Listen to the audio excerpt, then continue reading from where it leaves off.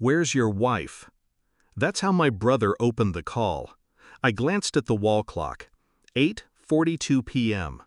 "She's on a business trip," I said. "New York, until Sunday." Silence. Then came his voice, flat, careful.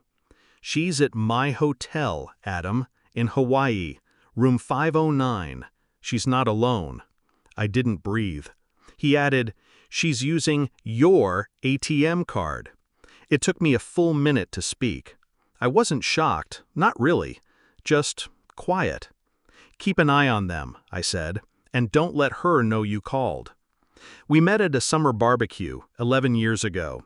She wore red, laughed too loud, kissed me before we exchanged names. I thought I found fire. We got married 6 months later. She liked fast things, cars, decisions, people. She said I was her anchor. But eventually, she started drifting. Anchors don't matter when someone wants to float. The signs came slow. Business trips got longer. She started hiding her phone under her pillow.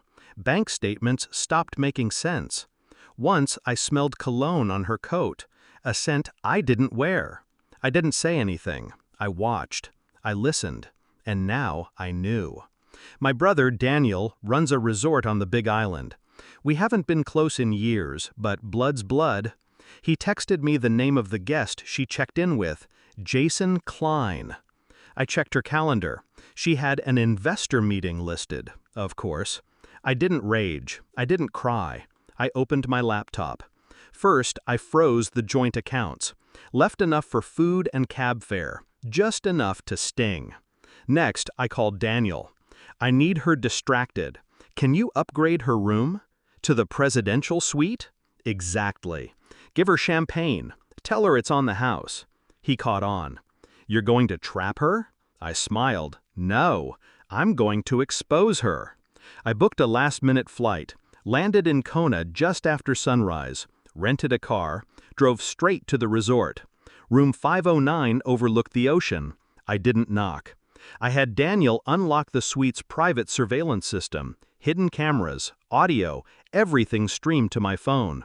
She was wearing a silk robe I bought her for our anniversary. Jason was shirtless, drinking from a bottle of wine I paid for. She laughed, head thrown back, carefree, like I never existed. She said something about finally being free. I watched from the hotel's bar, quiet, cold. Then I made my move.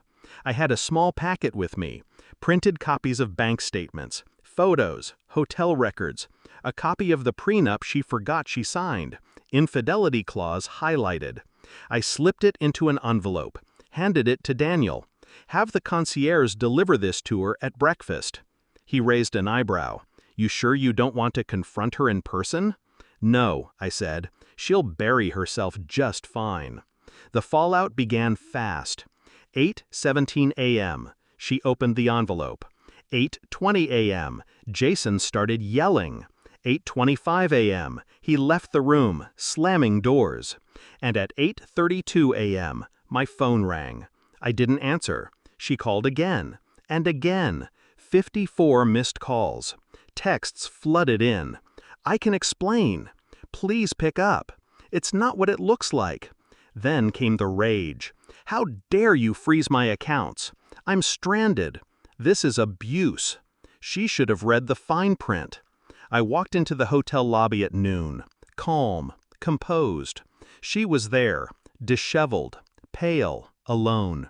She ran to me. "Adam." I held up a hand. No words, just a look. She stopped, just like that. I walked past her, sat at the outdoor cafe. She followed. "I made a mistake," she whispered. "He meant nothing." I nodded slowly. "You know what's funny?" I said. "You were always worried I'd leave you for someone else. But I stayed, even when you didn't." Tears welled.